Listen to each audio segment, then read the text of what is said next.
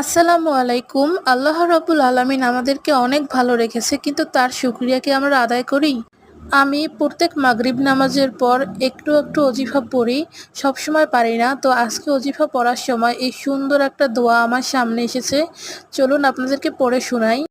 আলহামদুলিল্লাহিল্লাযী আকলানা ইয়াওমানা হাযা ওয়ালাম ইহলিকনা বিজুনুবিনা। অর্থ: সকল প্রশংসা আল্লাহ তাআলার জন্য, যিনি আজ পুরো দিনটা আমাদেরকে নিরাপদে রেখেছেন, কৃত পাপের জন্য আমাদেরকে ধ্বংস করেননি। সুবহানাল্লাহ। বর্তমানে বাংলাদেশে ন্যায়ের জন্য অনেক মানুষ মারা গিয়েছে। আল্লাহ রব্বুল আলামিন আপনাকে আমাকে এখনো বাঁচিয়ে রেখেছেন, শুকরিয়া কি আদায় করবেন না? এখানে ভিডিও ভালো লাগা বা খারাপ লাগার কোনো ব্যাপার নাই। আপনার মনে চাইলে আপনি শেয়ার করতে পারেন, না চাইলে দরকার নাই। ভালো থাকবেন সবাই, আমলটা করার চেষ্টা করবেন।